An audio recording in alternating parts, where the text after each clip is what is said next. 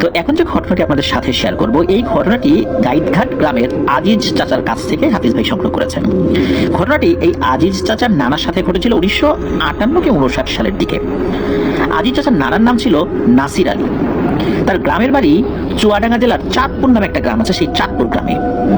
তো পুরো ঘটনাটিতে আমরা নাসির নানা বলেই সম্বোধন করব। তো ওই সময়ই নাসির নানার বয়স ছিল 55 থেকে 60 বছরের মতো, বা এর মাঝামাঝি কোনো একটা বয়স হবে আর কি। এই নাসির নানা একজন কোরআনে হাফেজ ছিলেন। উনি খুবই দরিদ্র পরিবারের সন্তান ছিলেন। কোরআনে হাফেজ হওয়ার পর উনি বাড়িতে চলে আসেন। তখন বাড়িতে ছোট ছোট ছেলে মেয়েদেরকে কোরআন শিক্ষা দিতেন। এই কোরআন শিক্ষা দেওয়ার বিনিময়ে উনি কোনো রকমের হাদিয়া নিতেন না। আর পাশাপাশি তার বাবার কাজে উনি সহযোগিতা করতেন। তার বাবার পেশা ছিল মানুষের ঘরে ছাউনি তৈরি করা। তখন আখের শুকনো পাতা এবং গমের খড় দিয়ে মাটির ঘরে এই ধরনের ছাউনি দেওয়া হতো। বাবার সাথে থেকে তিনি এই পেশাটা রপ্ত করেছিলেন। বাবা মারা গেলে তিনি পুরোপুরি এই পেশার উপর নির্ভরশীল হয়ে পড়েন। পাশাপাশি এই নাসির নানা আরেকটি কাজ করতেন। গ্রামে কেউ মারা গেলে তাকে গোসল করানো, বাঁশের চাটাই তৈরি এবং কবর খোঁড়া, লাশ কবরে নামানো সহ এই কাজগুলো উনি নিজের হাতেই করতেন। তিনি শুধু নিজের গ্রামের মানুষের জন্য এগুলো করতেন বিষয়টা এমন না, আশেপাশের গ্রাম থেকেও তার এই কাজে টাকা আসতো এবং তিনি সব কাজ বাদ রেখে এই কাজে আগে যেতেন। কিন্তু তিনি এই কাজের জন্য কোনো ধরনের পারিশ্রমিক নিতেন না। অনেক জোরাজুরি করেও তাকে কোনো কিছুই দেয়া যেত না। কিন্তু ওনার একটা জিনিস কিন্তু ছিল, মানে ওনার মধ্যে, সেটা হলো কেউ যদি আত্মহত্যা করতো, এই আত্মহত্যাকারীর গোসল, জানাজা, কবর এটা উনি করতেন না। নাসির নানা দীর্ঘ সময় কিন্তু এটাই মেনে গেছেন। নাসির নানা নিয়মিত 5 ওয়াক্ত নামাজ পড়তেন। একদিন নাসির নানা তার পরিবারের সাথে ঘুমিয়ে আছেন। রাত 9টার মতো বাজে। তখন 1960 সালের আশেপাশের এই সময় রাত 9টা মানে তো অনেক রাত। আর সেই সময় মানুষ সন্ধ্যার সময় খাওয়া দাওয়া শেষ করে ঘুমিয়ে পড়তেন। হঠাৎ বাইরে থেকে একটি কণ্ঠ ভেসে আসে। কেউ ডাকছে নাসির নানাকে, নাসির সাহেব, ও নাসির সাহেব একটু বাইরে আসবেন। তো প্রথম ডাকেই নাসির নানার ঘুম ভেঙে যায়। উনি ঘুম থেকে জেগে দেখেন তার পরিবার সবাই ঘুমাচ্ছে। উনি কাউকে কিছু না বলার একটা নীরবেই বাইরে বেরিয়ে আসেন। উনি এসে দেখেন নাসির নানার গ্রাম থেকে বেশ কয়েকটি গ্রাম পরের গ্রামের মসজিদের ইমাম সাহেব ওনাকে ডাকছেন। ওই ইমাম সাহেবকে উনি চিনতেন। তো নাসির নানা ইমাম সাহেবকে যে আগে থেকে চিনতেন, এত রাত্রেবেলা ওনাকে দেখে খুব আশ্চর্য হয়ে যান। যেহেতু উনি বেশ দূরের একটা মসজিদে ইমামতি করেন, সেহেতু ওনাকে হঠাৎ এত রাত্রে এখানে দেখে তো বিস্মিত হওয়ারই কথা। তো নাসির নানা দেখেন ইমাম সাহেব বেশ অসুস্থ। তখন নাসির নানা ইমাম সাহেবকে সালাম দিয়ে জিজ্ঞেস করলেন যে, হুজুর আপনি এত রাত্রে এখানে কি মনে করে আসছেন? তখন ইমাম সাহেব নাসির নানাকে বলেন যে, নাসির সাহেব, আপনাকে আমার সাথে একটু যেতে হবে। একটা লাশের জানাজা পড়াতে হবে। পাশাপাশি একটা লাশের গোসল করানো থেকে বাঁশ কাটা, কবর খোঁড়া, লাশ মাটি দেওয়া, সব কাজ আপনাকেই করতে হবে। তখন নাসির নানা বলেন, ঠিক আছে, আমি সব করবো, কোনো সমস্যা নাই, কিন্তু জানাজাটা আপনি পড়াবেন। এই কথা বলার পর ইমাম সাহেব খুব কষ্ট নিয়ে বলেন, আমি খুবই অসুস্থ, না হলে ওই মৃত ব্যক্তির সবকিছুই আমি করতাম, আমি যেতে পারবো না, তাই আপনার কাছে এসেছি, আপনি প্লিজ না বলবেন না। এই কথা শুনে নাসির নানা বলেন যে, মৃত ব্যক্তিটি কিভাবে মারা গেছে? তখন ইমাম সাহেব বলেন, বার্ধক্যজনিত কারণে।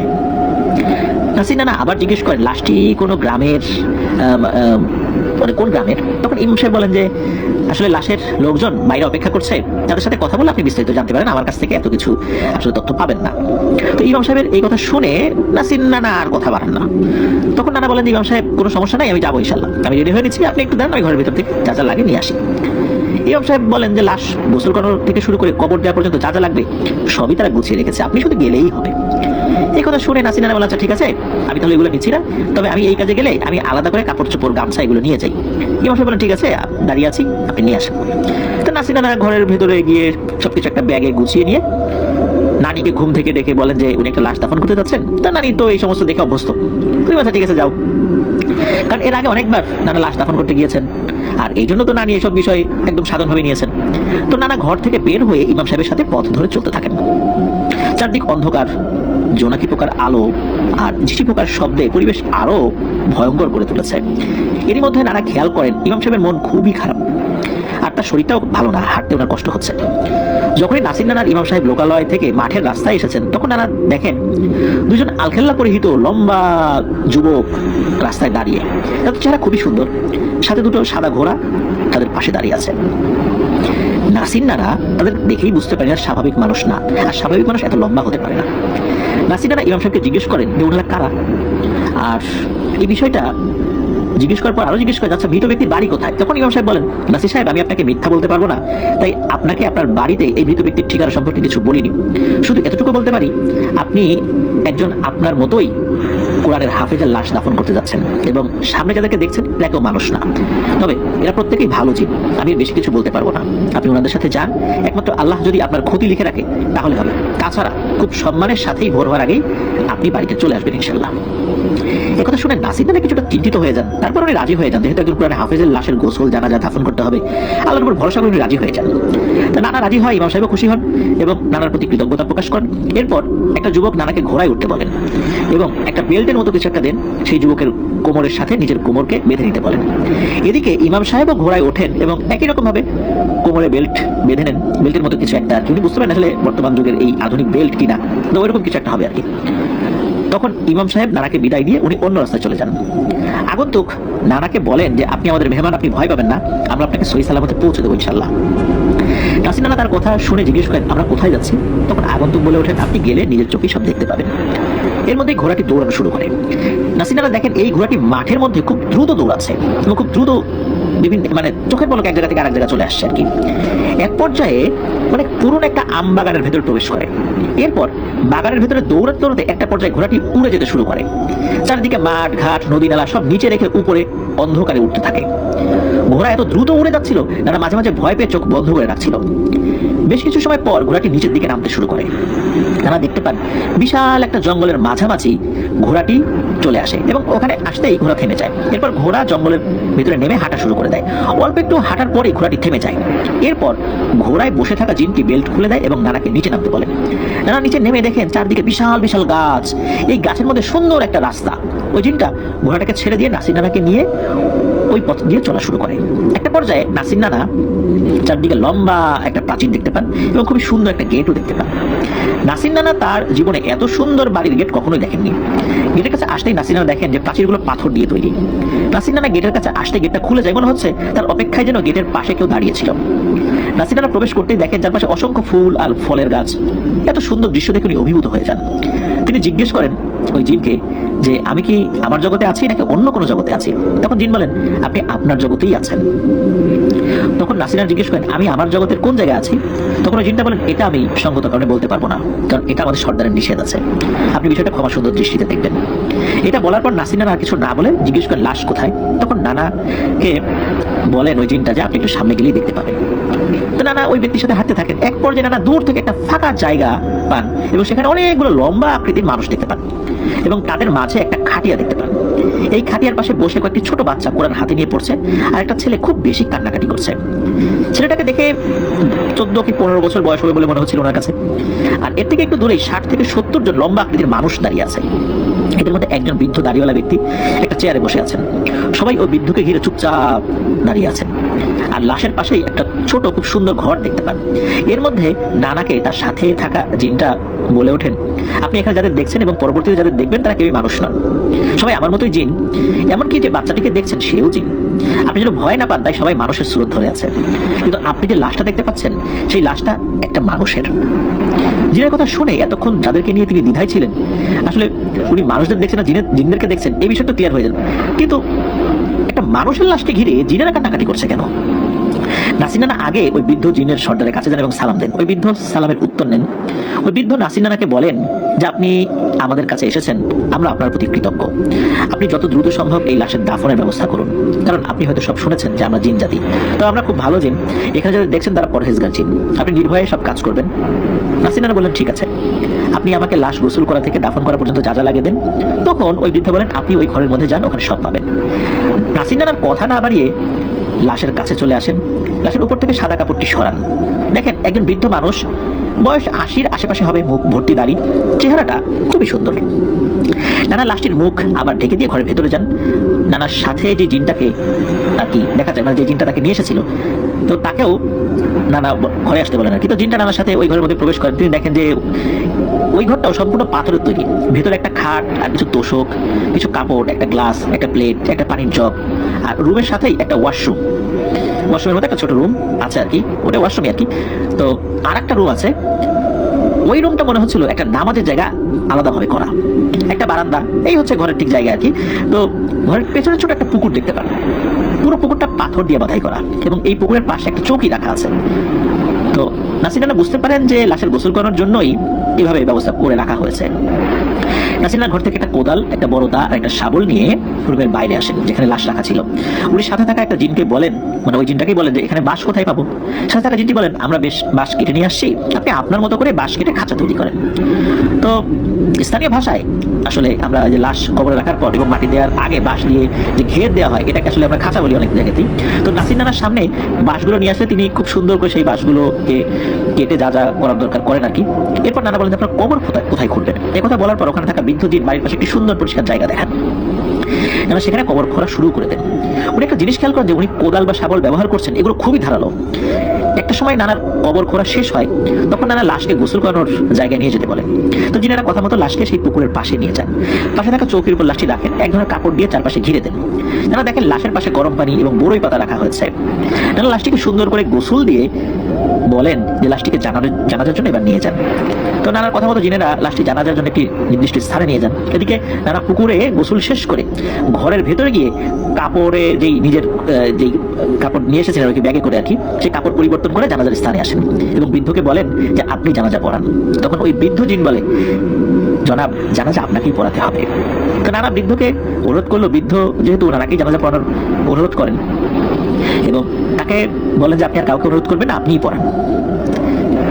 নানা যেন আর কাউকে আবার অনুরোধ না করেন। এটা একটা ভদ্রতার ব্যাপার, কারণ বয়োজ্যেষ্ঠরা থাকলে নামাজের ইমামতি করা থেকে শুরু করে নিয়ে বেশ কিছু বিষয় তাদেরকেই প্রথমে বলতে হয়, এটা একটা সাধারণ ভদ্রতা। তো নানা কিন্তু সেই ভদ্রতা দেখিয়েছিলেন, কিন্তু ওই বৃদ্ধ বলছেন আপনি আর কাউকে অনুরোধ করার দরকার নেই, আপনি শুরু করেন। তো নানা লাশের জানাজার যথাযথ নিয়মে শেষ করেন। তো নাসির নানা একটা জিনিস খেয়াল করেন যে জানাজার নামাজের সময় হাজার হাজার জিন কাতারে দাঁড়িয়ে আছে, একটু আগে তাদেরকে দেখা যায়নি। তো যাই হোক, নানা জানাজা শেষ করে লাশ দাফনের জন্য কবরে নিয়ে যান, যথাযথ নিয়ম মেনে লাশটি দাফন করা হয়। লাশ দাফন শেষে নানা বলেন আমাকে এইবার আমার বাড়িতে পৌঁছে দিয়ে আসেন। তখন ওই বৃদ্ধ সর্দার জিন বলেন, আপনি আজ আমাদের অনেক বড় উপকার করেছেন, এই ঋণ শোধ করার না, তারপরেও যদি কিছু চান বলেন, আমরা আপনার চাওয়া পূরণের চেষ্টা করবো ইনশাল্লাহ। তখন নানা বলেন, আজ পর্যন্ত লাশ গোসল থেকে শুরু করে দাফন করা পর্যন্ত আমি অনেকবার এই কাজটি করেছি, কিন্তু কোনোদিন কারো কাছ থেকে বিনিময়ে কিছু নেইনি। আপনি আমাকে উপহার দেওয়ার কথা বলে আর লজ্জা দেবেন না। তখন জিন সর্দার বলেন, ঠিক আছে, কিন্তু আপনি কোদাল দা আর এই শাবলটি নিয়ে যান, এটা আমি আপনাকে এমনিই দিলাম। উনি বলেন, এটা আমাকে দিয়েন না, আমাকে বাড়িতে পৌঁছে দেন, তাতেই হবে।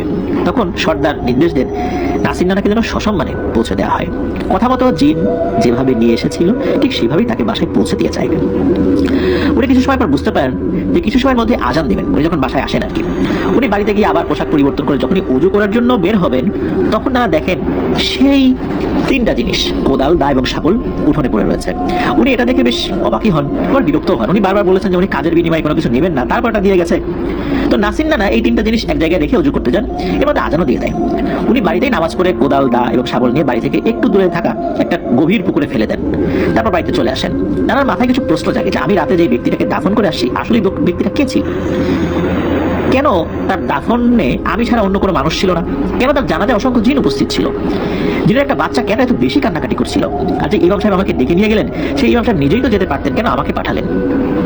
যদিও ইমাম সাহেবকে দেখে তখন খুব অসুস্থ মনে হয়েছিল, তবে যেই ব্যক্তির লাশ উনি কবরে দাফন করেছেন ওনার সম্পর্কে নানা খুবই জানার আগ্রহ হয়। উনি সকালে সেদিন আর কাজে যান নাই, উনি একটা মহিষের গাড়ি ভাড়া করে সেই মসজিদে যান। উনি দুপুরের দিকে ওই মসজিদে পৌঁছে যান। দেখেন সবাই জোহরের নামাজের প্রস্তুতি নিচ্ছেন, তারা মসজিদে গিয়ে সেই ইমাম সাহেবকে খুঁজতে থাকেন। যেহেতু নানাকে কম বেশি সবাই চিনতেন, তখন মসজিদ থেকে কয়েকজন লোক জিজ্ঞেস করেন আপনি কাকে খুঁজছেন? তখন নানা বলেন আমি ইমাম সাহেবকে খুঁজছিলাম। তখন একজন এগিয়ে এসে বলে আমি তো এই মসজিদের ইমাম। তখন নানা বলেন আমি তো অন্য ইমাম সাহেবকে খুঁজছি। তখন নানা বলেন যে এখানে এমন চেহারার একজন তো আগে ইমামতি করতেন, তিনি কোথায়? তখন উপস্থিত লোকজন বলেন আপনি নিশ্চয়ই ইউসুফ হুজুরের কথা বলছেন। উনি তো প্রায় 6 মাস আগে অসুস্থতার জন্য চাকরি ছেড়ে দিয়েছেন। এরপর উনি কোথায় আছেন, কেমন আছেন, বেঁচে আছেন না মারা গেছেন, আমরা তো আসলে বলতে পারবো না। শুধু জানি ওনার বাড়ি ছিল মেহেরপুর জেলায়, এর থেকে বেশি কিছু আর বলতে পারবো না। নানা এটা শুনে আর তেমন কিছু না বলে জোহরের নামাজ পড়ে বের হয়ে যান। নানার মাথায় সারাদিন গত রাতে সেই কথা ঘুরপাক খেতে থাকে। পরের দিন খুব সকালে আজান শুনে ওনার ঘুম ভাঙে। উনি অজু করার জন্য যখনই রুম থেকে বের হয়েছেন, তখনই দেখেন সেই তিনটা জিনিস তার উঠোনে রাখা হয়েছে, সেই কোদাল দা শাবল। এটা দেখে উনি খুব রাগান্বিত হন। উনি আবারও সেগুলো নিয়ে পুকুরে ফেলে আসেন। এরপর নামাজ পড়ে কাজে যান। হঠাৎ নানার মাথায় একটা চিন্তা আসে, যেহেতু এইটা ওনাকে সেদিন লাশ দাফন করার সময় দিতে চেয়েছে, উনি নেন নাই। তারপর ওনাকে বাড়ি পৌঁছে দেওয়ার পরও দেখছেন যে এই তিনটা জিনিস ওনার সামনে, তারপর এগুলো উনি পুকুরে ফেলে দিয়ে আসছেন, আবার সেই জিনিসটা বাড়ির সামনে। তার মানে ওনাকে যে জিনটা দিয়ে গিয়েছিল বা নিয়ে গিয়েছিল, সে অথবা অন্য কোনো জিন এই জিনিসটা দেখে গিয়েছে। আর উনি আজকেও যেহেতু পুকুর পাড়ে ওটা রেখে আসছেন, হয়তো রাতে কোনো জিন ওই 3টা জিনিস নিয়ে আবারও আসতে পারে। যারা চিন্তা করে সারা রাত জেগে থাকবেন এবং ওই জিনের কাছে ওই মৃত ব্যক্তি সম্পর্কে জানতে চাইবেন, এই চিন্তা করেছেন। আর যদি মৃত ব্যক্তি সম্পর্কে না বলে তাহলে ইমাম সাহেবের ঠিকানাটা নেবেন। তো নানা সেদিন তাড়াতাড়ি কাজ শেষ করে কি করেছেন, গ্রাম থেকে ঘুরে ঘুরে বেশ কিছু ফল কেনেন এবং ফলগুলো বাড়ি নিয়ে একটা ঝুড়ির মধ্যে রাখেন। ওই দিন সারা রাত উনি জেগে আছেন। হঠাৎ দেখেন মধ্যরাতে ঘোড়ায় চড়ে সেই জিনটা আসছে, যেই জিনটা নানাকে নিয়ে গিয়েছিল আবার ফেরত দিয়ে গেছিল। তো নানা ঘর থেকে একটু দূরে গিয়ে দাঁড়ান এবং ওই জিনটাকে আসার সাথে সাথে নানা তাকে সালাম দেন। জিনটা সালামের উত্তর নেন এবং এই 3টা জিনিস নানাকে নেয়ার অনুরোধ করেন এবং এইগুলো আর ফেলে না দেওয়ার অনুরোধ করেন। তখন নানা বলেন, আমি তো আসলে এগুলো নিতে পারবো না, এটা আমার উসুলের খেলাফ, মানে আমি এগুলো নেই না। এটা যদি নেই তাহলে আমি মৃত মানুষকে দাফন কাফন করার বিনিময় হয়ে যাবে। আর আমি শুধু আল্লাহকে খুশি করার জন্যই এই কাজগুলো করি, এর বিনিময়ে আমি কোনো কিছু নিতে পারবো না, উপহার দিলেও না। আমি এত বছরে নেই নাই, এখন যদি নেই তাহলে এই যে মানুষগুলো জোর করে আমাকে অনেক কিছু দিতে চেয়েছে, তাহলে তাদেরকে বঞ্চিত করা হবে না, সুতরাং আমি তো এটা নিতে পারবো না। তখন ওই জিনটা বলে, আমরা কাজের বিনিময়ে না, খুশি হয়ে দিচ্ছি। জিনটা আরো বলে, আমাদের জিন সর্দার যদি কাউকে কোনো কিছু উপহার দেন, সেটা যদি সে গ্রহণ না করে কিংবা সেই জিনিসটা নিয়ে অবহেলা করে, তাহলে আমাদের জিন সর্দার খুবই অপমানিত বোধ করেন। এই জন্য আমরা চাই যে আপনি এটা গ্রহণ করুন। কারণ কেউ যদি কাউকে কোনো কিছু উপহার দেয় আর যদি সেটা বৈধ জিনিস হয়, তাহলে সেটা গ্রহণ করতে হয়। এটা তো আপনি জানেন, এটাই কিন্তু ইসলামের একটা শিক্ষা। আর এই জিনিসটা আপনি নেবেন, ঠিকভাবে ব্যবহার করবেন।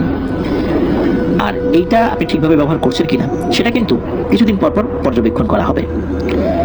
তখন নানা বলেন, ঠিক আছে জিনিসটা আমি নেব, কিন্তু কাজের বিনিময়ে, উপহার হিসাবে না। আমি অনেক রকমের ফল আপনার এবং জিন সর্দারের জন্য নিয়ে আসি আমার সাধ্য অনুযায়ী, এগুলো আপনি গ্রহণ করবেন। তাহলে আপনি আমাকেও সম্মান করলেন, আর আপনারা যেটা দিতে চেয়েছেন সেটা আমি রাখলাম, আপনাদেরকে সম্মান করলাম। আর আমার ফলগুলো যদি আপনারা উপহার স্বরূপ নেন এবং সর্দারের কাছে নিয়ে যান, আপনিও রাখেন, তাহলে আমি 3টা জিনিস গ্রহণ করব। তখন চিন্তা বলে, ঠিক আছে আপনার উপহার গ্রহণ করব। এরপর নাসির নানা ওই জিনের কাছ থেকে 2টা বিষয় জানতে চান। ওই ইমাম সাহেবের ঠিকানা, যাতে তিনি নিজেই সেখানে যেতে পারেন। আর ইমাম সাহেব নিজে না গিয়ে কেন নাসির নানাকে পাঠালেন, যদিও সে আসলে ইমাম সাহেবকে অনেক অসুস্থ মনে হয়েছিল ওনার কাছে। আর যাকে দাফন করা হলো ওই মৃত ব্যক্তি কে ছিল, তিনি এই নির্জন জায়গায় এতদিন কিভাবে ছিলেন। আর দেখা গেল জিনের সর্দার অসংখ্য জীব মৃত ব্যক্তির জন্য শোকাহত ছিলেন। তো এইগুলো কেন, এই জিনিসটা নাসির নানা জানতে চাইলেন। তো নানার মুখে এই প্রশ্ন জিন বেশ স্বাভাবিকভাবে বলেন যে, আমরা জানতাম আপনার মনে এই প্রশ্ন জাগবে, আর এটা জানাতেন, মানে এটা জাগাটাই স্বাভাবিক। আপনাকে মৃত ব্যক্তির সম্পর্কে বলার অনুমতি জিন সর্দার আমাকে দিয়েছেন। তিনি বলেছেন, যেহেতু তিনি নিজ হাতে মৃত ব্যক্তির সব কাজ সম্পূর্ণ করেছেন, তিনি যদি নিজ ইচ্ছায় তোমাদের কারো কাছে মৃত ব্যক্তির সম্পর্কে জানতে চায়, তাহলে তাকে সব ঘটনা জানিয়ে দেবে। কিন্তু তিনি যদি জানতে না চান তাহলে কিছু বলবে না। যেহেতু আপনি জানতে চাইছেন, তাই আপনাকে সব বলবো। আর ইমাম সাহেবের বিষয়ে কোনো কথা বলতে পারবো না, আমি এই বিষয়ে পারবো। আর এই প্রশ্নটা আমাকে কখনো করবেন না। শুধু এতটুকু বলি, আপনি মৃত ব্যক্তি এবং ইমাম সাহেবের জন্য দোয়া করবেন। নাসির নানাকে জিন একটা ঘটনা বলেন। জিনটি বলেন যে এই পুরো ঘটনাটি জিন ওই ইমাম সাহেবের মুখেই শুনেছিলেন। জিন বলেন, যাকে নাসির নানা দাফন করেছেন তার নাম ছিল কুতুব শাহী। 1900 সালের দিকে বর্তমান মেহেরপুর জেলার গান্ধী উপজেলার সাহারবাটি ইউনিয়নের কাজলা নদীর ধারে এই কুতুব শাহীর বাড়ি ছিল। উনি এবং ইমাম সাহেবের বাবা ছিলেন একজন কোরআনে হাফেজ। ইমাম সাহেবের বাবা এবং কুতুব শাহী দুইজনই এতিম ছিলেন। তাদের বাড়ি ছিল ভারতের কলকাতায়। ওনারা দুজন ভারতের কলকাতার একটি নামকরা মাদ্রাসা থেকে কোরআনে হাফেজ হওয়ার পর তাদেরকে কোরআনের শিক্ষা ছড়িয়ে দেওয়ার জন্য মেহেরপুর জেলায় পাঠানো হয়। মূলত মাদ্রাসা থেকে একটা ঠিকানা দেওয়া হয়, সেখানে এই ইমাম সাহেবের বাবা এবং কুতুব শাহী, এই কুতুব শাহী চাচাকে তাদেরকে যখন ঠিকানা দেওয়া হয়েছে, তারা তো দুইজন বন্ধু মিলে মাদ্রাসার শিক্ষকের দেওয়ার ঠিকানা অনুযায়ী চলে আসছেন এখানে এবং দেখেন একজন বৃদ্ধ লোক মাদ্রাসায় বসে আছেন। তো ইমাম সাহেবের বাবা এবং ওই কুতুব শাহী চাচা ওই বৃদ্ধের সাথে দেখা করেন এবং মাদ্রাসার শিক্ষক যে তাদেরকে পাঠিয়েছেন তারা ওই বৃদ্ধকে সেটা জানান। বৃদ্ধ তাদেরকে দেখে খুব খুশি হন। ওই বৃদ্ধ জানান যে আমি এখানকার মানুষের কোরআন শিক্ষা দিতাম, তারাও আগ্রহের সাথে কোরআন শিখতে আসতো। আমার তো অনেক বয়স হয়ে গেছে, এই কারণে আমি তখন নিয়মিত তাদেরকে শিক্ষা দিতে পারি না, শরীর আর কুলায় না। এই জন্য আমি তোমার মাদ্রাসা প্রধানকে কয়েকবার জানিয়েছি এখানে 2টা ছেলে দিতে, যারা এই মাদ্রাসার হাল ধরবেন। তিনি আমাকে আশ্বস্ত করেছিলেন পাঠাবেন। যাই হোক, তোমরা আসছো, আমি অনেক খুশি হয়েছি। আল্লাহ তোমাদের ইসলামের পথে কবুল করুন। এরপরই ইমাম সাহেবের বাবা এবং এই কুতুব শাহী চাচা ওই মাদ্রাসার সবাইকে কোরআনের আলোয় আলোকিত করতে থাকেন। এভাবে কেটে যায় 3 বছর। বৃদ্ধ হুজুরটি বার্ধক্যজনিত কারণেই মারা যান। তখন থেকে এই মাদ্রাসার সম্পূর্ণ দায়িত্ব এসে পড়ে এই ইমাম সাহেবের বাবা এবং কুতুব শাহী চাচার উপরে। তারা মাদ্রাসায় রান্না করতেন, এখানেই থাকতেন। মাদ্রাসায় থাকা অবস্থায় ইমাম সাহেবের বাবা এবং কুতুব শাহী চাচা অন্যের জমিতে শ্রম দিতেন, এর থেকে কিছু টাকা পেতেন। এই টাকা দিয়ে এই ইমাম সাহেবের বাবা এবং কুতুব শাহী চাচা নিজেদের যে প্রয়োজনগুলো হতো সেই প্রয়োজনে খরচ করতেন এবং বাকি টাকাটা জমা করতেন। তাদের আরেকটা দিক ছিল, এই জমানো টাকার একটা অংশ থেকে মানুষকে সাহায্য করতেন, যেমন রাস্তাঘাট মেরামত, কোনো অসহায় মানুষের বাজার করে দেয়া, কোনো এতিম অসহায় ছেলে মেয়ের বিয়েতে খরচের জন্য সহযোগিতা করা, কারো অসুখ হলে অর্থ দিয়ে সাহায্য করা। এভাবে তারা দুজন এলাকার মানুষের প্রিয় ব্যক্তি হয়ে ওঠেন এবং গ্রামে কোরআনের আলো যাতে ছড়িয়ে দেওয়া যায় সেই চেষ্টা তো অব্যাহত ছিল। কোরআন শিখছিল মানুষ, মানে বিভিন্ন বয়সের মানুষই তাদের কাছ থেকে কোরআন শিখতে থাকে। এভাবে কিছুদিন যাওয়ার পর ওই গ্রামের একজন ব্যক্তির কাছ থেকে কাজলা নদীর ধারে এক টুকরো জমি কেনেন ওনারা। পরে ওই জমিতে মাটির ঘর তৈরি করেন কুতুব শাহী চাচা।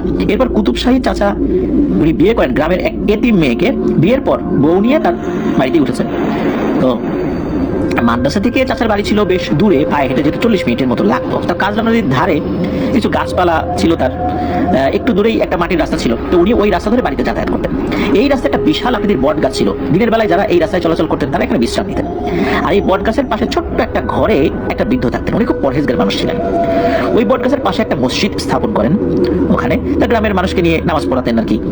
উনি ওই সময় মানুষের বাড়ি গিয়ে ইসলামের শিক্ষাটা পৌঁছে দেওয়ার চেষ্টা করতেন। ওই সময় কাউকে সাপে কামড় দিলে ওই বৃদ্ধের কাছে নিয়ে আসলে আল্লাহর ইচ্ছায় নাকি অধিকাংশ সময় সেই সাপে কাটা রোগী সুস্থ হয়ে যেত। কেউ কালো জাদু দ্বারা আক্রান্ত হলে তার ট্রিটমেন্ট করতেন ওই বৃদ্ধ, এবং আল্লাহর ইচ্ছায় সুস্থ হয়ে যেতেন অসুস্থ রোগীরা। তো ওই বৃদ্ধ গ্রামের মানুষকে তান্ত্রিক, কবিরাজ, ওঝা এদের কাছে যেতে নিষেধ করতেন। এই বৃদ্ধের কাছে মাঝে মাঝে রাতে অনেক জিন আসতো। সারা রাত এই বৃদ্ধের কাছে তারা শিক্ষা নিত, এবং শোনা যায় সেই সময় গ্রামে গ্রামে বেশি পরিমাণ ডাকাতি হতো বিধায় গভীর রাত্রে এই বৃদ্ধের কথায় বিশাল আকৃতির দুটো সাপ নাকি গ্রাম পাহারা দিত।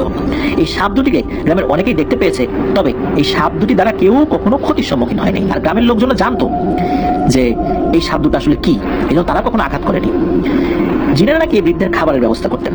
এই কুতুব শাহী চাচা মাঝে মাঝে ওই বৃদ্ধের কাছে বসতেন, তার কাছ থেকে অনেক কিছু শিক্ষা নিতেন। মাঝে মাঝে ওই বৃদ্ধের জন্য বাসা থেকে খাবারও নিয়ে আসতেন। তো এত বিস্তারিত বলা হচ্ছে ঘটনাটি আসলে বোঝার জন্য। কিন্তু কুতুব শাহী চাচা প্রতিদিন খুব ভোরে তো উঠতেন, প্রয়োজনীয় কাজ শেষ করে মাদ্রাসার উদ্দেশ্যে রওনা দিতেন। তো মাদ্রাসার ইশার নামাজটা শেষ করে বাড়িতে ফিরতেন। উনি যত রাতেই হোক বাসায় চলে আসতেন। এদিকে ইমাম সাহেবের বাবা, উনি আবার মাদ্রাসার পাশেই বিয়ে করেছিলেন, এই জন্য উনি মাদ্রাসায় বেশি সময় দিতে পারতেন। তো বিয়ের 1 বছরের মাথায় কুতুব শাহী চাচার একটা ছেলে সন্তান হয়। তো মাটির ঘর ছিল তার, এই মাটির ঘরে বেশ সুখে শান্তিতেই ছিলেন সবাই। ধীরে ধীরে ছেলেটি বড় হতে থাকে। ছেলের বয়স 7 বছর তখন। সেটা খুবই চঞ্চল, আর নদীর পাড়ি বাড়ি হওয়ায় ছোট থেকে মা বাবা বন্ধুদের সাথে নদীতে নামতেন। একদিন দুপুরের দিকে মাদ্রাসায় কিছু লোক আসেন বৃদ্ধকে খুঁজতে। যে বৃদ্ধটা ওই বট গাছের পাশে ওই যে ছোট করে থাকতেন তাকে। তো তার পাশেই তো একটা ছোট্ট মসজিদ তৈরি করে উঠেছিলেন আর কি। তো তারা মাদ্রাসায় এসে জানান সকাল থেকে নাকি তাকে পাওয়া যাচ্ছে না, তিনি মাদ্রাসায় এসেছেন কিনা। তখন এই ইমাম সাহেবের বাবা এবং কুতুব শাহী চাচা বলেন যে ওই বৃদ্ধ তো এখানে আসেন নাই। তো এরপর ওই লোকগুলো চলে যান। ওই বৃদ্ধ মাঝে মাঝে মাদ্রাসায় আসতেন অবশ্য, এই জন্য মূলত খোঁজ নিতে আসছিলেন তারা। আর তখন বৃদ্ধ মাঝে মাঝে মাদ্রাসায় আসতেন এবং ছোট ছোট বাচ্চাদের দারুণ কিছু উপদেশ দিয়ে যেতেন, পাশাপাশি তাদের সাথে বেশ কিছু সময়ও কাটাতেন। ওই দিন রাত্রে কুতুব শাহী চাচা মাদ্রাসা থেকে এশার সালাত আদায় করে বের হতে গিয়ে দেখেন চারদিকে অন্ধকার নেমে আসছে। আসলে অন্ধকার তো এশার পরে তো অন্ধকার থাকবে, কিন্তু মানে ঘুরঘুরে অন্ধকার নেমে আসার পেছনে একটা কারণ রয়েছে। আকাশে মেঘ করেছে, মাঝে মাঝে বিদ্যুৎ চমকাচ্ছে। তো উনি আয়াতুল কুরসি পড়ে নিজের শরীর বন্ধ করে বাড়ির উদ্দেশ্যে রওনা দেন। উনি মাদ্রাসা থেকে বের হয়ে দেখেন যে এক ফোঁটা পানিও, মানে বৃষ্টির পানি পড়া শুরু করেছে। তো চাচা বাড়ির পথ ধরে হাঁটা শুরু করেন। আকাশের অবস্থা খারাপ দেখে চাচা দ্রুত হাঁটা শুরু করেছেন। উনি যখন বট গাছ থেকে একটু দূরে, মানে তখনও বট গাছের কাছে এসে পৌঁছান নাই, উনি দেখতে পান বট গাছ এবং আশপাশে বিশাল ঝড় উঠেছে, অথচ অন্য কোনো জায়গায় কোনো ঝড় নাই। আর মেঘ করেছে তো অবশ্যই, চারদিকে অন্ধকার, পাশাপাশি একটা বৃষ্টি তো পড়ছে, কিন্তু ঝড়টা শুধু ওই বট গাছের ওখানে। তো কুতুব শাহী চাচা যত বট গাছের কাছে যাচ্ছেন ততই ঝড়টা বেড়ে যাচ্ছে। আশেপাশের বড় বড় গাছ মনে হচ্ছে এখনই ভেঙে পড়বে। তো চাচা সাহস করে সামনে এগিয়ে চলছেন। তো তিনি বট গাছের কাছে আসতেই চাচার চোখ যায় মানে পাশে একটা জায়গায়, যেখান থেকে কান্নার শব্দ আসছিল। চাচা দেখেন 7 থেকে 8টি কুকুর একটা 7 বছরের বাচ্চা ছেলেকে কামড় দেওয়ার চেষ্টা করছে, আর 10 থেকে 12টি বিশাল আকৃতির পাখি ওই বাচ্চাটাকে বাঁচানোর চেষ্টা করছে। ওই বাচ্চাটির চারপাশে তারা গোল বৃত্ত হয়ে দাঁড়িয়ে আছে, যেন জীবন চলে গেলেও এই পাখিগুলো কুকুর থেকে যে বাচ্চাকে বাঁচাবে এটা যেন না হয় আর কি। তো এটা দেখে চাচা পাশ থেকে একটা গাছের ডাল ভেঙে নিয়ে কুকুরের দিকে গিয়েছেন তেড়ে। চাচাকে আসতে থেকে কুকুরগুলো খুব রাগান্বিত ভাবে চিৎকার করতে থাকে, আর কুকুরগুলো 1 পা 2 পা করে পেছাতে থাকে। কুকুরগুলো যখনই পেছন দিকে সরে গেছে তখনই ওই বাচ্চাটি চাচার কাছে এসে জড়িয়ে ধরে, মানে চাচার কাছে চাচাকে জড়িয়ে ধরেছে আর কি। তো চাচা দেখেন বাচ্চাটির কয়েক জায়গায় কুকুরের নখের আঁচড় লেগেছে, সেখানে ক্ষত সৃষ্টি হয়েছে। তো বাচ্চাটি চাচার কাছে আসার সাথে সাথে ওই পাখিগুলো ওই কুকুরগুলোকে তাড়া করে। তো চাচা দেখেন কুকুরগুলো যেদিকে গেছে ওইদিকে ডালপালা মনে হচ্ছে সব ভেঙে চুরমার হয়ে যাচ্ছে।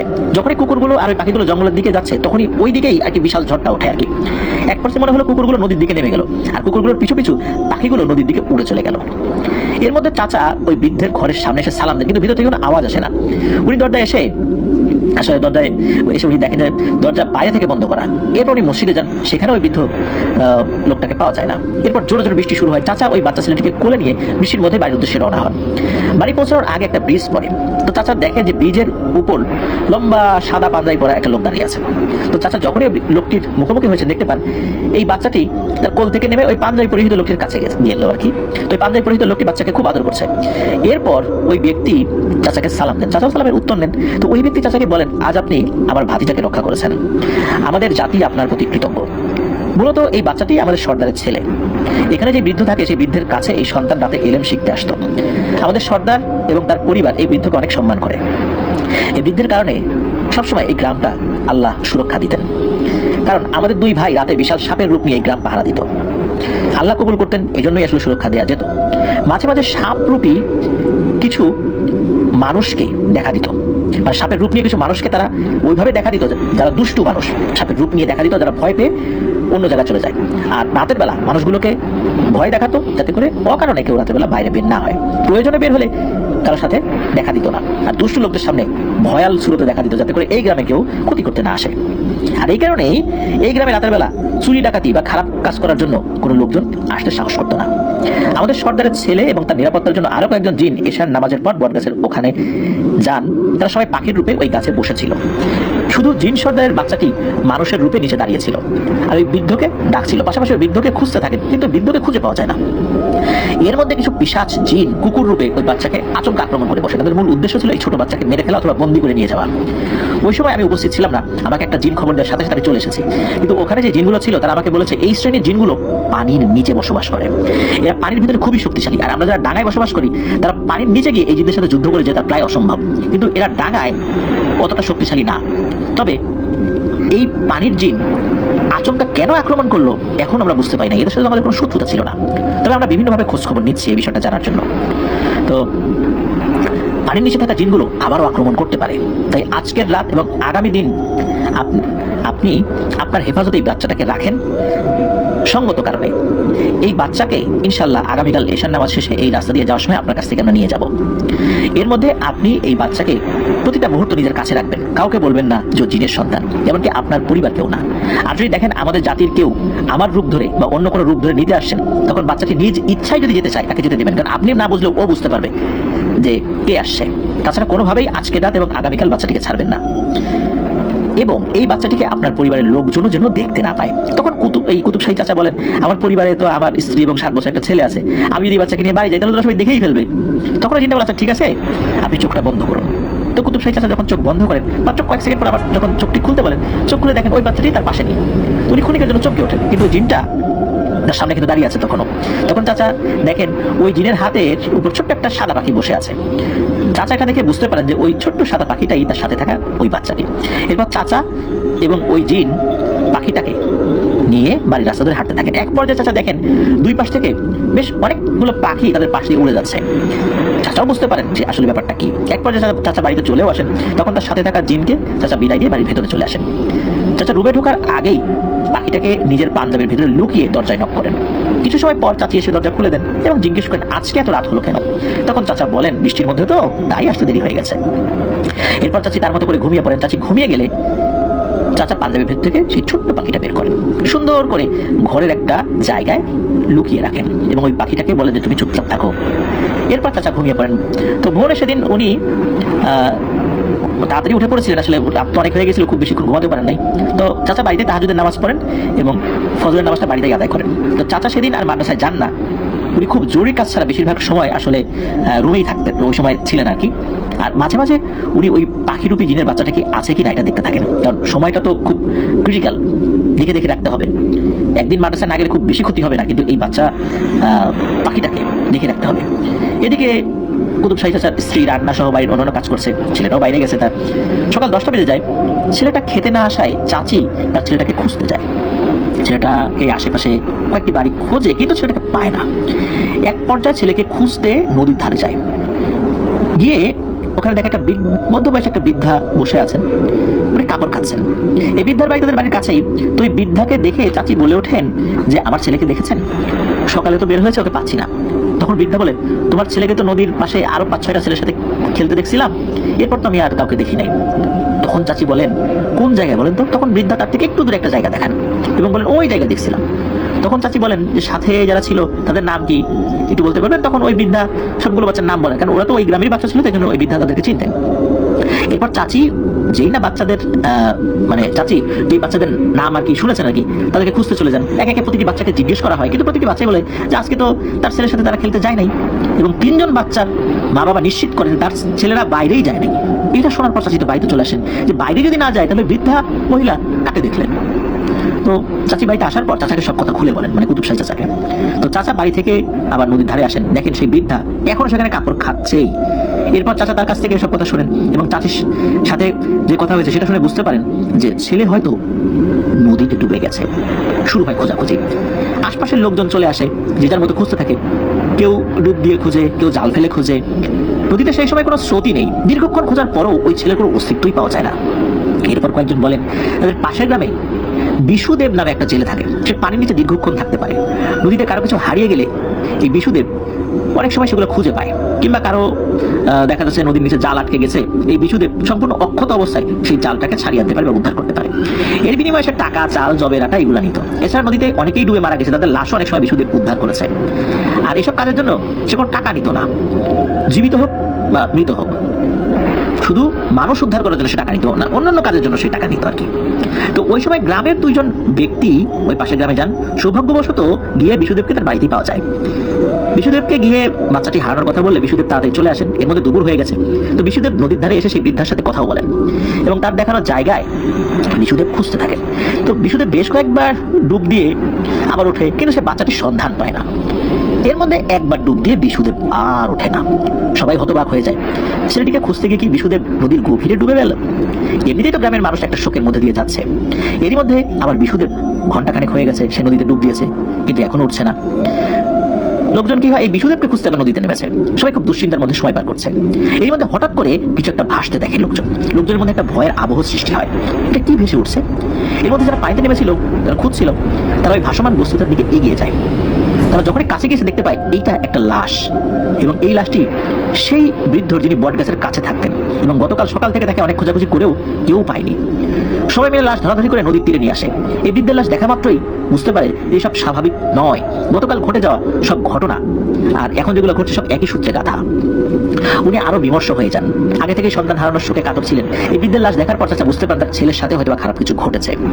এর মধ্যে গ্রামে খবর উঠে যায় বৃদ্ধের লাশ পাওয়া গেছে। সবাই মিলে সেই লাশ বট গাছের কাছের মসজিদে নিয়ে যাওয়ার সিদ্ধান্ত নেন। এরই মধ্যে সবাই দেখে নদীর মাঝখান থেকে হঠাৎ পানি 10-12 ফুট উপরে ফুলে উঠেছে।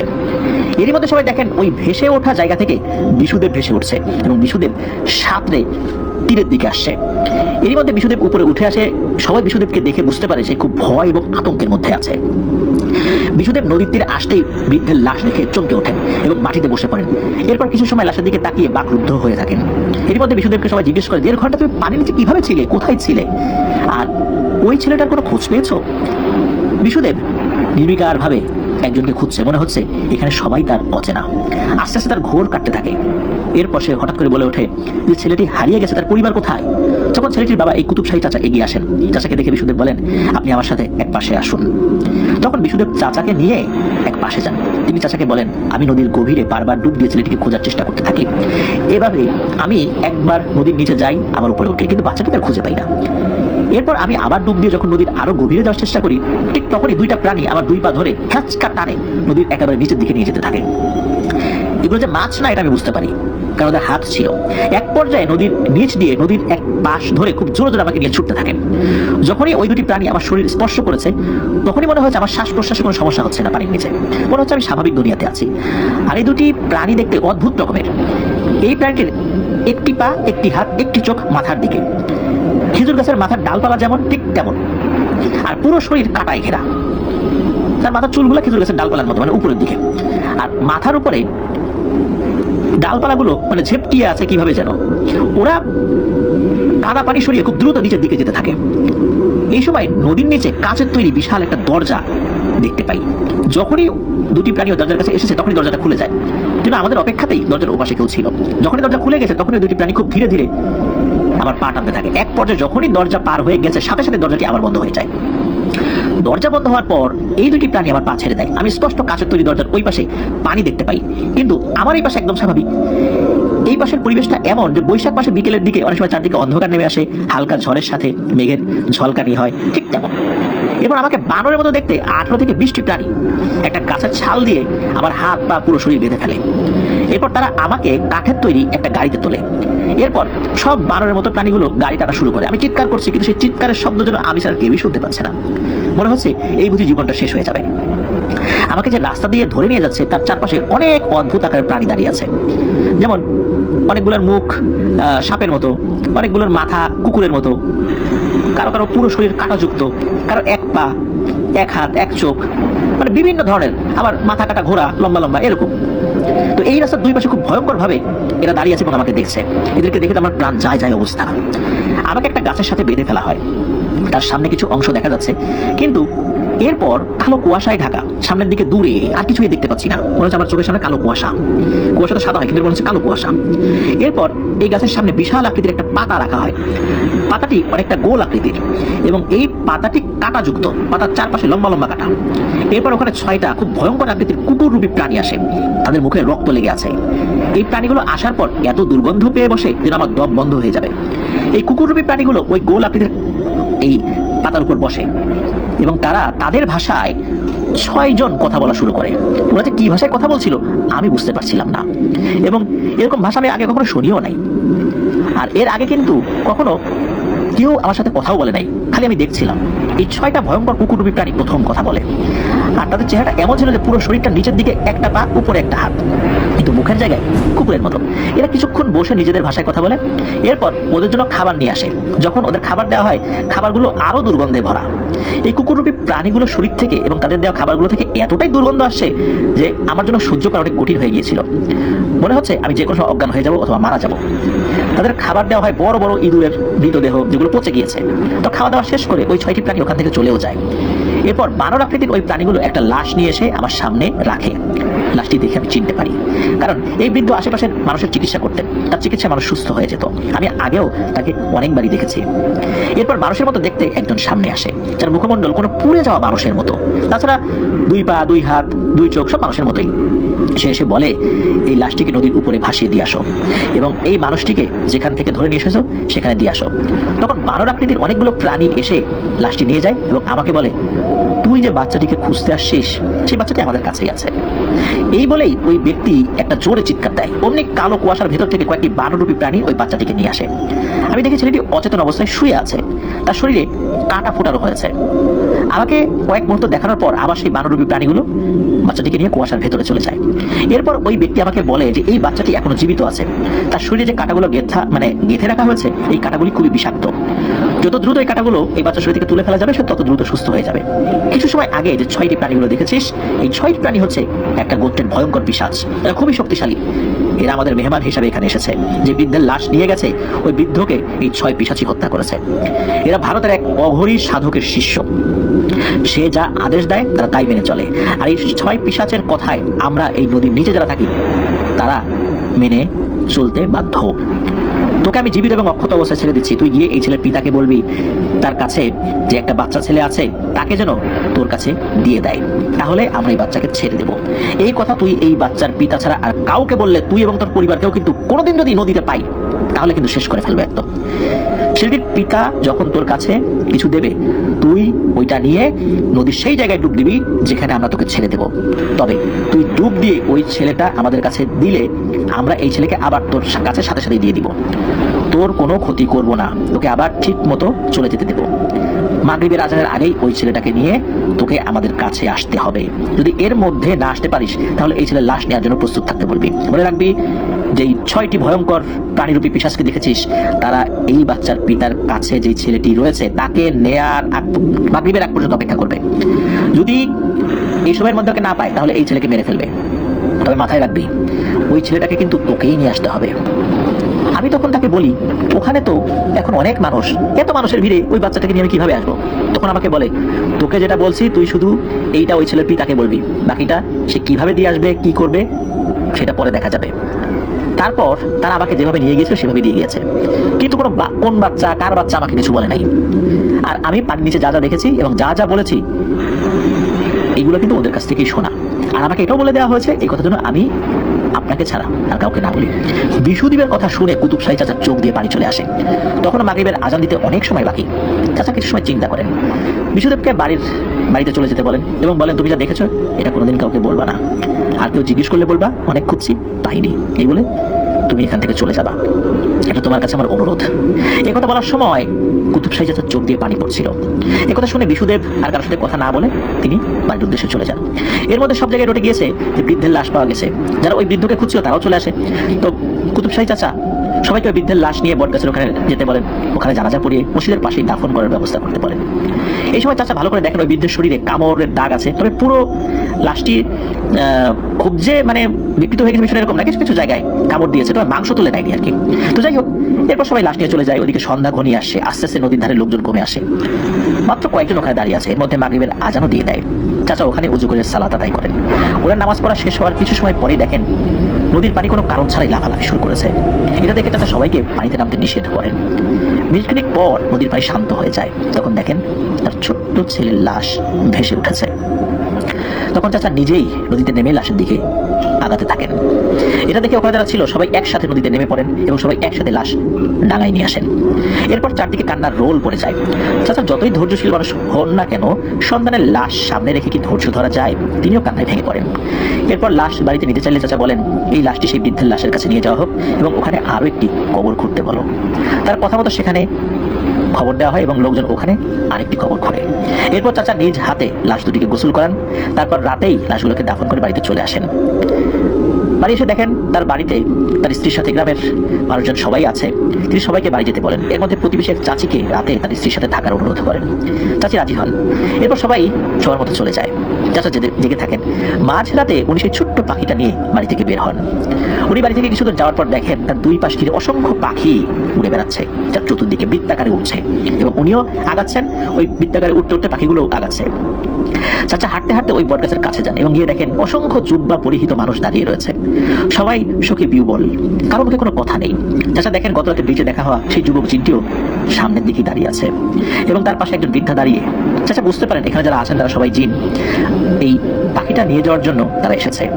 চাচা সেই পাখিটাকে এক যুবকের হাতে তুলে দেন, সেই যুবক যার হাত থেকে পাখিটা উনি নিয়েছিলেন। এই পাখিরূপী জিনের বাচ্চাকে তুলে দেওয়ার সময় কুতুব শাহী চাচা কান্নায় ভেঙে পড়েন। তারপরও নিজেকে সামলে নিয়ে বলেন, আমি আপনাদের দেয়া আমানত রক্ষা করেছি, আপনার এই বাচ্চা ছেলেটাকে সাবধানে রাখবেন। তখন ওখান থেকে একজন বৃদ্ধ বলে ওঠেন, আমি এই বৃদ্ধের পিতা। আমি অনেক মানুষ দেখেছি, কিন্তু আপনার মতো আমানতদার মানুষ খুব কম দেখেছি। আমারও অনেক বয়স হয়েছে, আর এই বৃদ্ধের সন্তানটি আমার নাতি। আজ আমাদের একজনকে বাঁচানোর জন্য আপনি যে ত্যাগ করলেন, আমাদের গোত্র সারা জীবন আপনার কাছে ঋণী থাকবে। এর মধ্যেই চাচার অগোচরে সেই পাখিরূপী জিনের বাচ্চাটি 7-8 বছর একটা বাচ্চার রূপ ধারণ করেছে। চাচা বাচ্চাটিকে আদর করলেন এবং বললেন, আমি আপনাদের কাছ থেকে এখন বিদায় নিতে চাচ্ছি, আমার মনটা ভালো নাই। তখন ওখানে থাকা বৃদ্ধ একটা জিন, তিনি বলেন, আপনার কাছে একটা অনুরোধ করব, আপনি কখন এই নদীতে নামবেন না। চাচা বলেন, ঠিক আছে। এরপর সবাইকে বিদায় দিয়ে চাচা বাড়িতে চলে আসেন। চাচা বাড়িতে আসার পথে দেখেন তার দুই পাশে অসংখ্য পাখি তাকে ঘিরে রেখেছে। এরপর তিনি বাড়িতে আসলে পাখিগুলো চলে যায়। এরপর চাচা চাচিকে একটা বিষয় নিষেধ করেন যে কখনো চাচির জন্য এই নদীতে না নামেন। এভাবেই সন্তান হারানোর শোক নিয়ে দিন যেতে থাকে চাচা চাচির। এরপর কেটে যায় আরো 9টি বছর। একদিন চাচি 3 প্রতিবেশীর সাথে নদীর তীর ঘেঁষে এক মেয়ের বিয়ে বাড়িতে যান। ওখান থেকে ফিরতে ফিরতে সন্ধ্যা হয়ে যায়। চাচি 3 প্রতিবেশীর সাথে নদীর ধার দিয়ে ফিরছিলেন। হঠাৎ করে চাচি চিৎকার করা শুরু করে যে আমাকে কুকুরে খেয়ে ফেললো। সাথে থাকা প্রতিবেশীগুলো বলে, কই এখান তো কোনো কুকুর নেই, কি হয়েছে তোমার? তখন চাচি চিৎকার দিয়ে বলেন, আমাকে বাঁচাও, একটি বিশাল আকৃতির কুকুর আমার পা কামড়ে ধরে নদীর দিকে নিয়ে যাচ্ছে। তখন প্রতিবেশী 3 জন মহিলা দেখে ওখানে কোনো কুকুর নাই, কিন্তু চাচি সামনে আসার চেষ্টা করলেও কেউ যেন চাচিকে নদীর দিকে নিয়ে যাওয়ার চেষ্টা করছে। এরপর তারা 3 জন জোরে চিৎকার করতে শুরু করে। যেহেতু একটু দূরেই বাড়ি ছিল, মানে বিয়ে বাড়ি ছিল, সেখান থেকে লোকজন দ্রুত চলে আসে। এসে চাচিকে হাঁটু পানির মধ্যে কোনো কিছু টেনে নিয়ে যাচ্ছে, ওই অবস্থায় তারা দেখে। এবং প্রতিবেশী তিনজন চাচিকে জোর করে ধরে রেখেছে, অলরেডি হাঁটু পর্যন্ত বাড়িতে নামিয়ে ফেলেছে, কিন্তু কোনোভাবে তিনজন চাচিকে সামনে আনতে পারছে না। বিয়ে বাড়ি থেকে প্রায় 15-20 জন লোক একসাথে গিয়ে চাচিকে ধরে। ঠিক তখনই চাচি দেখতে পাই ওই কুকুরের মতো প্রাণীটি তার পা ছেড়ে দিয়ে নদীর গভীরে চলে গেল। এরপর সবাই মিলে চাচিকে ধরাধরি করে ডাঙায় নিয়ে আসে এবং দেখে সত্যি চাচির পায়ে কামড়ের দাগ এবং সেখানে গভীর ক্ষত হয়ে গিয়েছে। এবার সবাই মিলে তাকে বাসায় নিয়ে আসা আর কি। তো চাচা তো এইসব শুনেছেন, উনি নিজে একজন ভালো কবিরাজ দেখান। এরপর চাচির মধ্যে একটা অদ্ভুত পরিবর্তন দেখা যায়। হঠাৎ করে বাড়ির ভেতরেই বলে উঠতেন, ওই যে বিশাল বড় কুকুর, আমাকে খেয়ে ফেলবে। চাচা বলতো, এখানে তো কোনো কুকুর নেই, এরকম মনের ভয়। কিন্তু চাচি বলতো, না, ওখানে কুকুর দাঁড়িয়ে আছে। আস্তে আস্তে সমস্যা বাড়তেই থাকে। চাচা অনেক ভালো মানের ডাক্তার কবিরাজ দেখিয়েছিলেন ওই সময়, কিন্তু কোনো কিছুতেই চাচি আর সুস্থ হন না। একটা পর্যায়ে এইভাবেই চাচি মারা যান। চাচি মারা যাওয়ার পর চাচা মানসিকভাবে ভেঙে পড়েন। এরপর উনি ঠিকভাবে খাওয়া দাওয়া করতেন না, ঠিকভাবে মাদ্রাসায় যেতেন না। তবে একটা জিনিস দেখতেন, উনি রাতের বেলা যেখানে যেতেন পাখিরূপী জিনগুলো ওনার আশেপাশে উঠত। একদিন রাতের বেলা মাদ্রাসা থেকে উনি বাড়িতে ফেরত আসছিলেন, হঠাৎ প্রতিমধ্যে সেই বাচ্চা ছেলেটিকে তিনি দেখতে পান এবং বাচ্চা ছেলেটিকে দেখে তিনি দাঁড়ান। চাচাকে সেই বাচ্চা ছেলেটি সালাম দেয়। চাচা ওই বাচ্চা ছেলেটিকে দেখে কোলে তুলে নেন এবং আদর করতে থাকেন। এরপর দেখেন অসংখ্য জুব্বা পরিহিত জিনেরা মানুষের সুরত নিয়ে কুতুব শাহী চাচার কাছে আসেন। তারা বলেন, আমরা আপনার কাছে একটা দাবি নিয়ে আসছি। আগে আমাদের জিনেদের বাচ্চাদেরকে কোরআন শিক্ষা দিতেন যে বৃদ্ধ চাচা, উনি তো মারা গেছেন, উনি তো মারা যাননি, ওনাকে মেরে ফেলা হয়েছে। তখন ওই জিনটা বলেন যে এই বৃদ্ধ চাচা এই গ্রামে আসার পর এই গ্রামের মানুষের বিপদ আপদে পাশে দাঁড়াতেন। উনি বিভিন্ন রোগের সঠিক ওষুধ দিতেন এবং রোগীরা সুস্থ হয়ে যেত আল্লাহর রহমতে। সাপে কামড় দিলে উনি একটা বিশেষ গাছ দিতেন, বেশিরভাগ রোগী সুস্থ হয়ে যেত আল্লাহর রহমতে। এর পাশাপাশি উনি কোরআনের শিক্ষা দিতেন, এই বিনিময়ে কোনো টাকা পয়সা কোনো কিছুই নিতেন না। এটা দেখে আশেপাশের কয়েক গ্রামের লোক চিকিৎসা নিতে আসতেন। এই কারণে আশেপাশে যত ওঝা কবিরাজ তান্ত্রিক ছিল সবাই ওই বৃদ্ধকে হিংসা করত। তারা জানতো এই বৃদ্ধের কাছে শক্তিশালী জিন আসা যাওয়া করে, আর এই জিনগুলো বিশাল আকৃতির সাপ হয়ে রাতে পাহারা দিত। এর মধ্যে এক কবিরাজ ছিল যার কাছে খুবই খারাপ জিন ছিল। সেই জিনের মাধ্যমে জানতে পারেন সে এক জিনের বাচ্চার সন্তানকে নিয়মিত কোরআন শিক্ষা দেন, তাকে সহজে ক্ষতি করা যাবে না। এই শুনে কবিরাজ সবগুলো কবিরাজ একজোট করে ভারতের এক অঘরী পিশাচ সাধকের কাছে যান।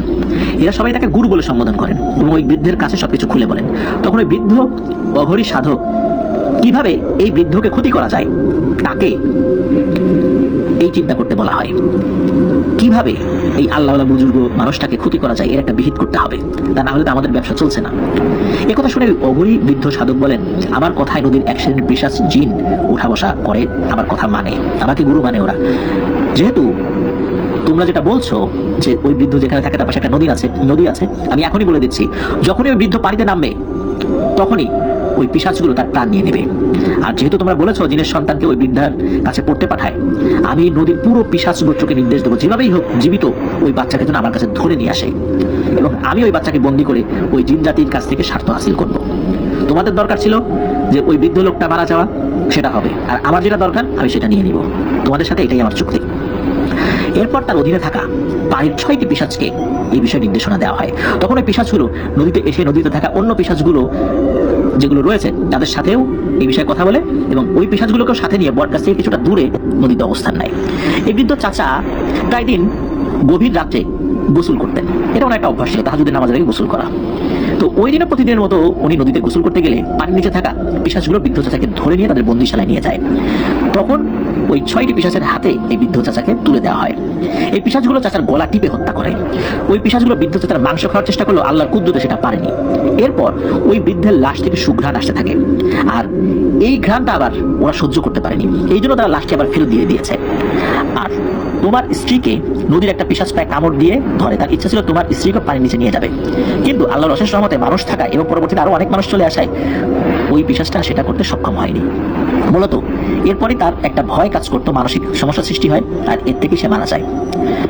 এই কথাগুলো আমরা অনেক কষ্টের মাধ্যমে সংগ্রহ করতে পেরেছি, কারণ পানির নিচে যে সকল পিশাচ শ্রেণীর জিন থাকে তাদের তথ্য সংগ্রহ করা খুবই দুরূহ। তুমি চাইলে নিজের সন্তানকে বাঁচাতে পারতে, সেক্ষেত্রে আমাদের জিন গোত্রের অনেক ক্ষতি হয়ে যেত। এই সন্তানকে বন্দি করে আমাদেরকে দিয়ে অনেক বাজে কাজ করাতো।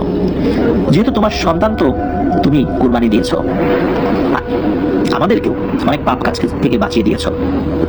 তখন কুতুব শাহী চাচা তাদেরকে বলেন, বিশুদেব যখন জানায় যে তার হাতে আপনার সন্তানকে তুলে দিলে তার বিনিময়ে আমার সন্তানকে ফেরত পাবো, আমি তখনই তাকে বাড়ি পাঠিয়ে দিয়েছি, যেন কোনো সময় আমার মনের মধ্যে না আসে যে আমার সন্তানকে বাঁচাতে গিয়ে আপনার সন্তানকে বিপদে ফেলে দেই। তাই আমি সাথে সাথে ওখান থেকে ওকে চলে যেতে বলি, আর আল্লাহর ইচ্ছার উপর আমার সন্তানের ভাগ্য ছেড়ে দিই। সব কথা শেষ হলে জিনের সর্দার চাচার কাছে একটা অনুরোধ করেন, তিনি যেন ওই বৃদ্ধের মতো ওনাদের সন্তানদেরকেও কোরআন শিক্ষা দেন। এরপর চাচা জিন সর্দারকে বলেন, আমি ভেবে চিনতে জানাবো। এরপর চাচা বাড়িতে চলে আসেন। চাচা খেয়াল করতেন যে বেশ কয়েকটি জিন তার আশেপাশে থাকতো। এরা কুতুব শাহী চাচা সুরক্ষা দেওয়ার জন্য থাকতো। একসময় চাচা জিনের সর্দারের সাথে কথা বলেন এবং সে জিনের বাচ্চাদের পড়াতে রাজিও হন। কিন্তু চাচা বলেন, আমি এখানে থাকবো না, আমাকে এমন জায়গায় নিয়ে যান যেখানে কোনো মানুষ থাকবে না, আমার মতো একটা পরিবেশ সৃষ্টি করে দেবেন। আমি আপনাদের বাচ্চাকে শুধু শিক্ষা দিব এবং বছরের নির্দিষ্ট সময় আমি আমার স্ত্রী এবং সন্তানের কবর জিয়ারত করতে এখানে আসবো, আমাকে এই সুযোগটা করে দেবেন। জিন সর্দার তার সব কথায় রাজি হয়ে যান। এরপর তিনি মূলত সেই জায়গায় চলে যান। আর এরপর সেই ইমাম সাহেবের আব্বাকে সব বিষয় খুলে বলেছিলেন। আর মাদ্রাসার সব দায়িত্ব ইমাম সাহেবের আব্বার হাতে দিয়ে এই কুতুব শাহী চাচা জিনদের সাথে চলে যান। মাঝে মাঝে তিনি আসতেন দেখা করার জন্য, তবে কখনোই ইমাম সাহেবের আব্বাকে ওই চাচার ওখানে নিয়ে যাননি। তো চাচা চাইতেন না যে জিনদের বিষয়ে মানুষ খুব বেশি বেশি জানুক, আর বেশি বেশি জানলে জিনেরাও সমস্যায় পড়ে। এরপর কুতুব শাহী চাচার বয়স বাড়তে থাকে। উনি জিনদের সর্দারকে বলেন, আমি মারা গেলে একজন কোরআনে হাফেজকে দিয়ে, মানুষকে দিয়ে তার জন্য সবকিছু করা হয়। যেহেতু এখানে উনি তো এক জিনের জগতে রয়েছেন, এখানে উনি মারা গেলে একজন মানুষকে নিয়ে আসতে হবে যিনি এসব কাজগুলো করবেন। এটাই ওনার ওসিয়ত ছিল। মূলত এই কারণেই এই কাজটি করা হয়েছে। এই কারণেই এই নাসির নানাকে সেখানে নিয়ে যাওয়া হয়েছিল, সেটা কুতুব শাহী চাচার ওসিয়ত অনুযায়ী। আর এই যে বাচ্চাটা, এটা সেই বাচ্চা যেই বাচ্চাটাকে এই কুতুব শাহী চাচা বা কুতুব শাহী হুজুর বাঁচিয়েছিলেন। এই কারণে বাচ্চাটা খুব কান্নাকাটি করছিল। আর যদি কখনো ইউসুফ হুজুরের সাথে, মানে এই যে যেই হুজুর যিনি অসুস্থ অবস্থায় ডাক্তার এসেছেন, যদি দেখা হয় তার কাছ থেকে বিস্তারিত জেনে নেবেন। আর এটাই ছিল মূল ঘটনা। তো নাসির নানা এই ব্যাপারটা বিস্তারিতভাবে জানেন। এরপর নাসির নানা ওই জিনকে ফলের ছুঁইটা দেন এবং ওই জিনটা বলেন যে এই যে জিনিসগুলো আপনাকে দেওয়া হলো, এগুলো আপনি নিজে কাজ করবেন, কিন্তু কাউকে ধার হিসাবে দেবেন না। কেউ যদি দা চায়, শাবল চায়, এগুলো কাউকে দেবেন না। আপনার ইন্তেকালের পর আমরা এগুলো আবার নিয়ে চলে যাব। এই বলে জিনটি চলে যায়। আর এই যে নাসির নানা, ওনার মৃত্যুর পর ওই তিনটা জিনিস আর দেখা যায়নি। আর এই ইউসুফ হুজুরের সাথেও নাকি নাসির নানার আর কখনোই দেখা হয়নি। উনি জানতেও পারেন নাই অনেক বিষয়, ঠিক যতটুকু জানা গিয়েছিল এইটাই। আর এই যে নাসির নানা যখন জানলেন যে ওই যে ইউসুফ হুজুর যিনি ডাক্তার এসেছেন উনি কিন্তু অসুস্থ, আসলে ওনার অসুস্থতার কারণ কি ছিল, এটা এক রহস্যই রয়ে গেছে।